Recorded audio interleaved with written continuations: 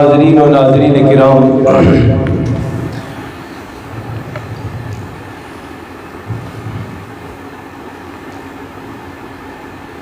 بے لگام social media نے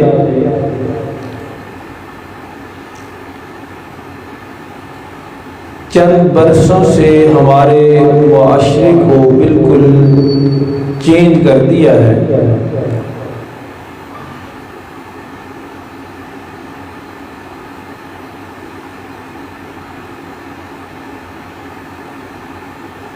کئی گھرانے اس کی وجہ سے پریشانی کا سامنا کر رہے ہیں۔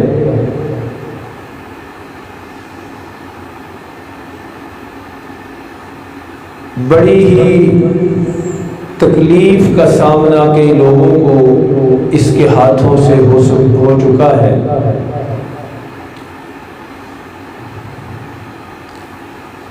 ابھی اسی مہینے میں لاہور کے واقعہ نے جو ایک پرائیویٹ کالج میں پیش آیا یا نہیں آیا، اس نے پورے ملک کو متاثر کیا ہے۔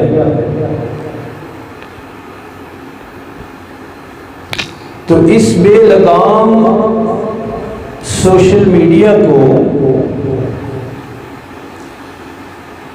اخلاق اور قانون کی لگام چڑھانا ضروری ہے۔ یہ کوئی مذاق نہیں ہے۔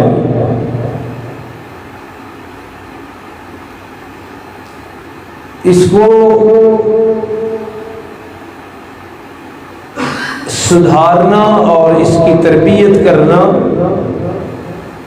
اور اس کے لیے اخلاقی اور قانونی طور طریقے متعین کرنا بڑا ضروری ہے۔ چند دن پہلے تک سارے ملک میں یہی تھا کہ یہ ہوا ہے واقعہ، اسی کا رزلٹ احتجاج بنا، اور پھر اس احتجاج میں جو لاکھوں کروڑوں کا نقصان ہوا ہے، تعلیمی ادارے توڑ دیے گئے، اور آج اسی احتجاج کے خوف اور ڈر سے پنجاب بھر کے تعلیمی ادارے بند پڑے ہیں۔ تو معمولی بات تو نہیں نا، پورے معاشرے کو چینج کر رہی ہے، متاثر کر رہی ہے یہ بات۔ تو اسے اخلاق اور قانون کی لگام چڑھانا ضروری ہے۔ قانون کا تو گورنمنٹ کو پتہ ہو، جس طرح باقی قوانین کچلے اور روندے جا رہے ہیں، کوئی کسی کو پوچھنے والا نہیں ہے، یہاں بھی ایسا ہی ہوگا۔ لیکن ممبر و محراب کا بہت بڑا یہ کردار ہے کہ عوام کو اس سلسلے میں اخلاق اور اسلامی تعلیمات سے آگاہ کیا جائے۔ اور جو حضرات سنیں، جہاں تک بات پہنچے، ان اسلامی اور قرآنی تعلیمات کا ان کو چاہیے کہ اس کی پیروی کرے اور اس پر عمل کرے۔ یہ باتیں الزام تراشی، بہتان لگانا، یہ کوئی نئی نہیں ہے، پہلے بھی ہوتی تھی۔ لیکن اسلام ہر زمانے کے لیے اپنے پاس ہدایات اور تعلیمات کا وسیع ذخیرہ رکھتا ہے۔ تو مختصر سے وقت میں 2-4 جگہ سے ہم قرآن حکیم پڑھیں گے، جس سے کچھ نہ کچھ آگاہی حاصل ہو اور سامعین سے اور ناظرین سے توقع رکھی جا سکتی ہے کہ اس بے لگام میڈیا اور سوشل میڈیا میں رہتے ہوئے ان ہدایات پر عمل کیا جائے۔ تو اس کا سب سے بڑا جو سبب ہے جس سے یہ سارا کام ہوتا ہے وہ ہے بے بنیاد اور بغیر تحقیق کے بعد آگے پہنچانا. اور اس سلسلے میں بھی یہی ہوا ہے. آپ سب حضرات پوری طرح آگاہ ہیں. حکومتی نمائندوں اور اس بچی کے والدین کی پریس کانفرنس سے پہلے ہم سب یہ سمجھتے تھے کہ یہ ہوا ہے واقعہ، لیکن اعلیٰ سطحی افراد نے، ذمہ داران نے، پولیس کے ذمہ داران نے، حکومت کے ذمہ داران نے، اور خود میں نے سنا اس کے والد کے بیان نے بھی یہ بات واضح کر دی کہ سراسر بے بنیاد بات ہے. یہاں بیٹھ کے میں کوئی فیصلہ نہیں کر رہا، لیکن آپ حضرات کو معلوم ہے ایسا ہی ہوا ہے کہ پہلے سارا ملک سمجھ رہا تھا واقعہ ہوا ہے. آخر ان حضرات اتنے بڑے بڑے لوگوں کو اسے دبانے کی یا اس کو اگر سچ ہے تو جھوٹ بنانے کی ضرورت کیا ہے؟ اور پھر خود ان کے والدین کہہ رہے ہیں کہ ہمارے اوپر تو الٹا یہ زیادتی کی گئی ہے ہم سے کہ ہماری بچی کا جینا مشکل کر دیا گیا، اس کی عزت کو اچھالا گیا ہے. تو بہرحال بے بنیاد خبر، اس کے حوالے سے قرآن حکیم کیا کہتا ہے؟ سورۃ الحجرات ہے، بڑی اچھی ہدایات اس میں دی گئی ہیں. فرمایا یا ایھا الذین آمنو. قرآن حکیم ایک خوبصورت معاشرہ بنانے کے لیے ہدایات دے رہا ہے اور اہل ایمان کو مخاطب کر کے بڑی ہی اہم ہدایت سے نواز رہا ہے. فرمایا ان جاءکم فاسق بنبأ. اے ایمان والو، اگر کوئی گناہگار، فاسق، شرارتی قسم کا بندہ تمہیں کوئی خبر دے. قرآن کا اور اسلام کا یہی تو کمال ہے کہ ہر زمانے کے لیے ہدایت موجود ہے، ہر دور کے لیے روشنی، جہالت کے ہر انداز کے لیے روشنی. فرمایا ان جاءکم فاسق بنبأ. اگر تمہارے پاس کوئی شرارتی، کوئی فسادی اور کوئی فاسق اور گناہگار کوئی خبر لے کر آئے تو اس بے پر خبر کو لے کے دوڑ نہیں پڑنا، بے بنیاد خبر کی بنیاد پر طوفان بدتمیزی نہیں اٹھانا. فرمایا رک جاؤ، خبر آئی ہے لیکن اللہ کا قرآن تو پڑھو. اللہ کا قرآن کہتا ہے فتبینوا. اس خبر کی پوری جانچ پرکھ کرو، تحقیق کرو ہے بھی یا نہیں. اگر تحقیق نہیں کرو گے تو وہی منظر بنے گا جو یہاں بنا ہے. قرآن کے الفاظ دیکھیے، فرمایا ان تصیبوا قوما بجہالۃ.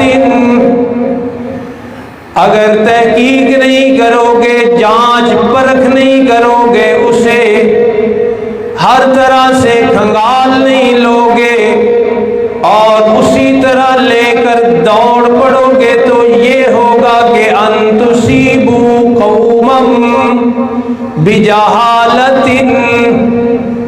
جہالت جس کو ہم کہتے ہیں، جہالت کی وجہ سے کسی ایسی قوم پر مصیبت بنا دو گے، ان کے لیے آزمائش بنا دو گے. بے بنیاد، ناواقفیت کی بنیاد پہ پوری تحقیق کی نہیں اور پورا طوفان کھڑا کر دیا. کیوں؟ اللہ کا قرآن نہیں سمجھا، ہدایت نہیں لی. قرآن کہتا ہے فتبینوا، اس کی تحقیق کرو. تو آج یہ تو ایک سماجی پہلو ہے نا. اس میڈیا پر دین کے ساتھ بھی یہی سلوک کیا جا رہا ہے. کوئی تحقیق نہیں، کوئی کسی عالم سے پوچھا نہیں. ایک اوپر بات لکھی ہوئی ہے کسی بھی انگریز کی، نیچے لکھا ہوا ہے قرآن میں کر، اوپر موضوع من گھڑت، حدیث کی کسی کتاب میں وہ نہیں موجود. موضوع من گھڑت حدیث جو ہوتی ہے نا، وہ پھر بھی حدیث کی کتاب میں ہوتی ہے، حدیث کی کسی کتاب میں موجود نہیں. نیچے لکھا ہوتا ہے اللہ کے پیغمبر نے فرمایا. یہ آپ پڑھتے نہیں رمضان المبارک کا پہلا روزہ فلاں دن ہوگا، اللہ کے نبی نے فرمایا جو پہلے یہ خبر دے گا اس کو یہ انعام ملے گا. حدیث کی کسی کتاب کے کسی صفحے پر یہ حدیث نہیں ہے. کس نے بنائی ہے؟ ہمارے دوست بغیر تحقیق کیے، بغیر کسی سے پوچھے، بغیر کسی کی رہنمائی لیے، اور اس کا انجام جانے بغیر، اس کا انجام کیا میں عرض کرتا ہوں، بغیر پوچھے بغیر تحقیق کے آگے سے آگے اس کو چلا رہے ہوتے ہیں. تو دین کے ساتھ بھی اس بے لگام سوشل میڈیا نے یہ حشر کیا، بغیر تحقیق کیے اور بغیر جانے اس طرح کی باتیں دین کے حوالے سے بھی آگے چلتی رہتی ہیں. پیغمبر کائنات صلی اللہ علیہ وسلم نے ارشاد فرمایا کہ میرے انجام اس کا کیا ہے میں بتانے لگا ہوں کہ جس نے جان بوجھ کر میرے بارے میں جھوٹ بولا، من کذب علی متعمدا، عمدن قصدن ارادے کے ساتھ جس نے کہا کہ یہ فرمان اللہ کے نبی کا ہے، اندر اس کو پتہ ہے کہ اللہ کے نبی کے لب اطہر پر یہ فرمان نہیں آیا، آپ نے نہیں فرمایا، معمولی جرم نہیں، معمولی سزا نہیں، فرمایا فَلْيَتَبَوَّأْ مَقْعَدَهُ مِنَ النَّارِ یا فِي النَّارِ، وہ اپنا ٹھکانہ جہنم میں بنا لے. آپ نے فرمایا ہی نہیں محرم کے فضائل اپنے پاس سے، ربیع الاول کے فضائل اپنے پاس سے، درود پاک کے فضائل اپنے پاس سے، بیان لکھتے رہنا، آگے چلاتے رہنا، یہ ایک وتیرہ بن چکا ہے. تو اس سلسلے میں اسلام کی ہدایات یہ ہے کہ ہر خبر کی تحقیق کی جائے، ہر خبر کی تحقیق کی جائے. اب وقت نہیں میں آپ کو عرض کرتا کہ جب یہ حدیثیں لکھی گئی ہیں تو ایک ایک حدیث کو پرکھنے کے لیے، جانچنے کے لیے کتنا کڑا معیار رکھا گیا. جو بیان کرتے تھے ان کے بارے میں کتنا سخت معیار رکھا گیا کہ اگر یہ جھوٹا ہے، اگر یہ رافضی ہے، اگر یہ اہل سنت والجماعت کا دشمن ہے، اپنے قول و فعل میں صحیح نہیں، اپنے کردار میں صحیح نہیں، تو اس کی بات قبول نہیں کی جاتی تھی. تو آج جو مرضی، جو بندہ جو مرضی منہ سے نکال دیتا ہے، آگے پھیلتی رہتی ہے، اور پھر انجام کیا ہوتا ہے؟ اب وہ سارے بندے جو اس واقعہ کو اچھالنے میں اور پھیلانے میں مصروف تھے، خاص کر اسی کالج کی ایک طالبہ جس نے زیادہ جرأت کر کے کہا کہ میرے سامنے ہوا، میں نے دیکھا، اٹھو اٹھو اٹھو، اس نے بھی بیان دیا ہے اور یہ لفظ بولے ہیں. قرآن کی صداقت پہ قربان جائیے کہ قرآن بھی یہی لفظ کہہ رہا ہے جو اس نے کہا ہے کہ میں شرمندہ ہوں. قرآن کا لفظ سنیے، فرمایا فَتُصْبِحُوا عَلَىٰ مَا فَعَلْتُمْ نَادِمِينَ، بغیر تحقیق کیے کسی خبر کو لے اڑو گے، کسی قوم کا مذاق بناؤ گے، الزام لگاؤ گے، بہتان لگاؤ گے، عزتیں اچھالو گے، نتیجہ یہ نکلے گا فَتُصْبِحُوا عَلَىٰ مَا فَعَلْتُمْ، جو تم نے کیا ہے اس پر تم نادمین، شرمندگی کا سامنا تمہیں کرنا پڑے گا. یہی آج ہوا.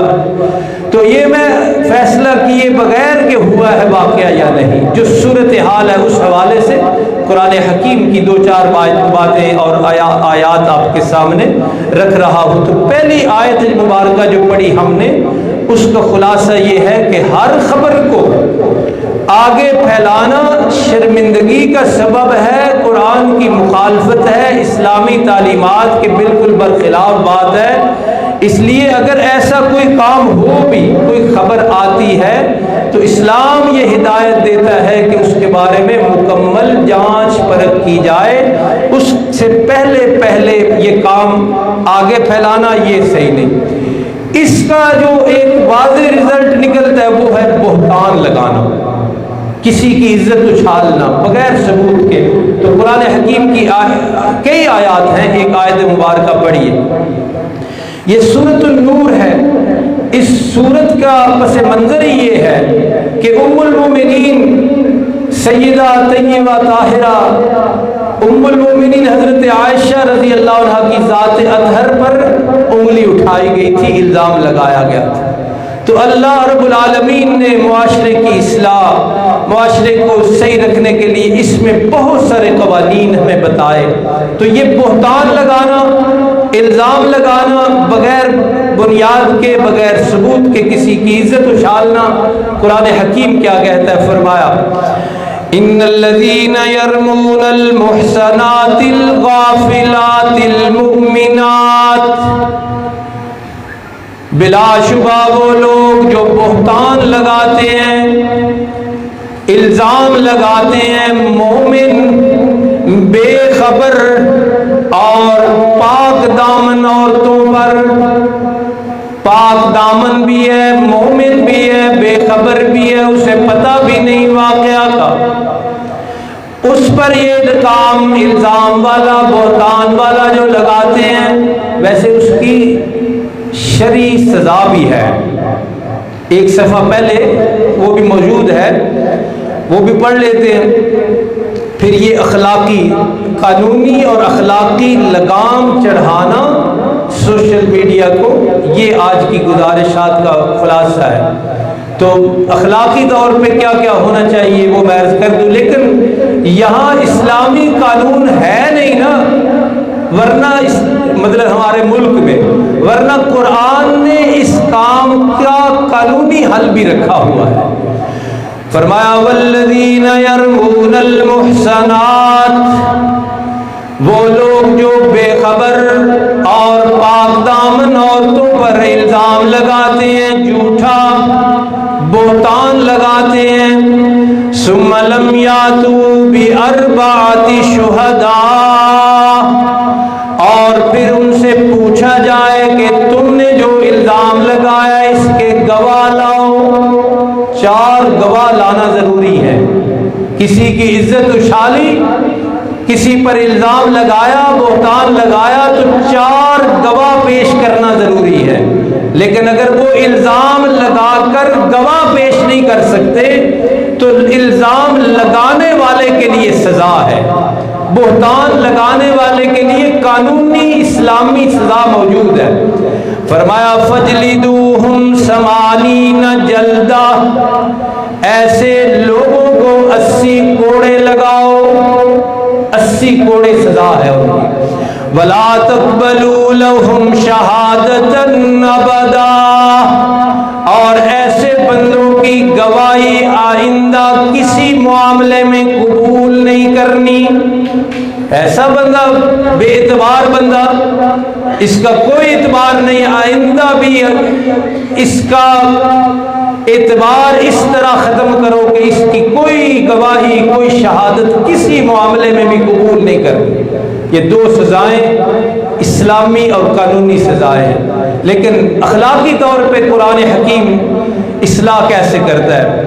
فرمایا ان الذین یرمون المحصنات الغافلات المؤمنات، بلا شبہ جو پاک دامن عورتوں پر، مومن عورتوں پر، بے خبر عورتوں پر الزام تراشی کرتے ہیں، بہتان لگاتے ہیں، سنے وہ یہ کہ اللہ کی نظر میں یہ کتنا بڑا جرم اور گناہ ہے۔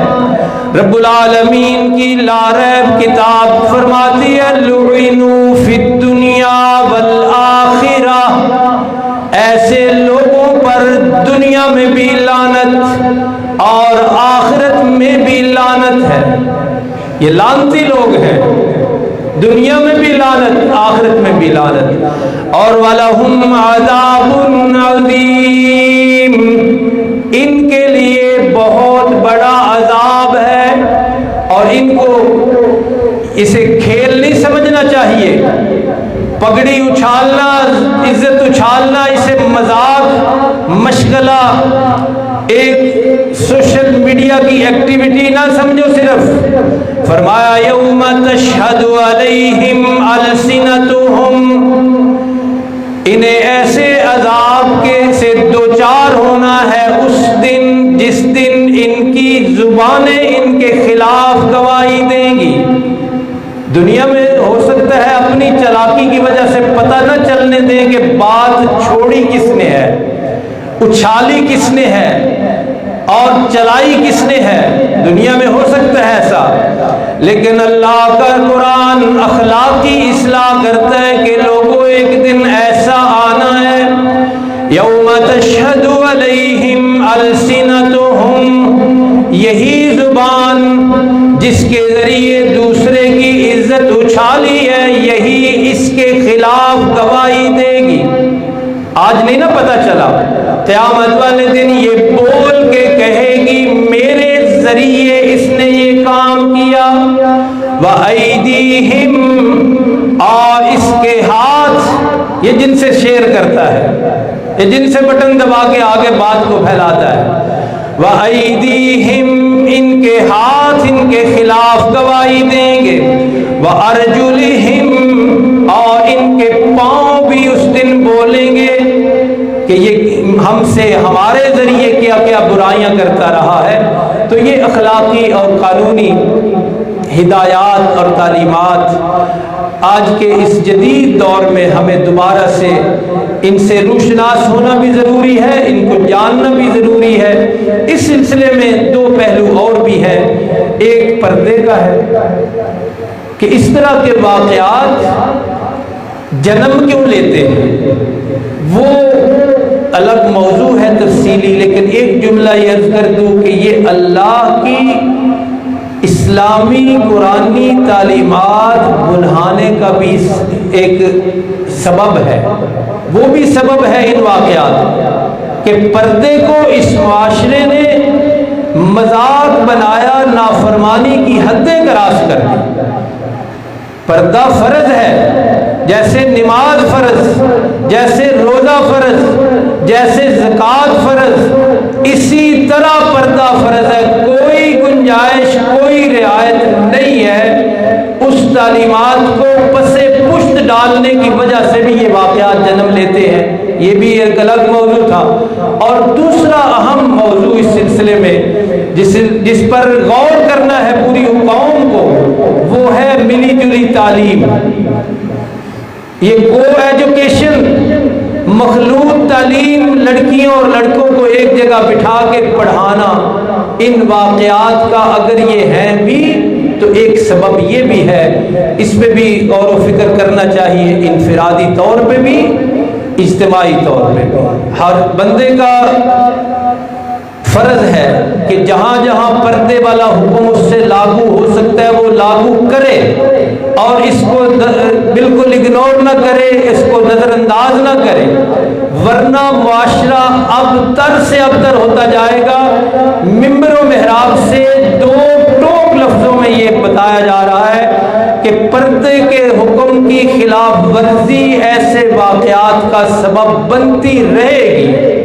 اور دوسرا یہ کو ایجوکیشن، مخلوط تعلیم، لڑکوں اور لڑکیوں کو اکٹھے بٹھا کے پڑھانا، سکول لیول پہ، کالج لیول پہ، پھر اونچا جا کے یونیورسٹی لیول پہ، یہ بھی ایک بہت بڑا سبب ہے ہمارے معاشرے کے بگڑنے کا. اللہ رب العالمین ہمیں سب کو توفیق دے، سوئے ہوئوں کو جگا دے، غافلوں کی غفلت کا پردہ اللہ دور کرے، ہٹائے، تو ہماری قوم کے سربرآوردہ لوگ اور سرکردہ لوگ، پالیسی ساز اس بات کی اہمیت کو سمجھیں. بڑی بڑی قوموں نے ترقی کی ہے پردے سمیت، بڑے بڑے لوگوں نے ترقی کی ہے پردے سمیت، ایسی کوئی بات نہیں۔ بہرحال یہ دو الگ عنوان ہے، اللہ عمل کی توفیق عطا فرمائے، ہمارے معاشرے کو ہر لحاظ سے محفوظ اور پرامن بنا دے۔ وما علینا الا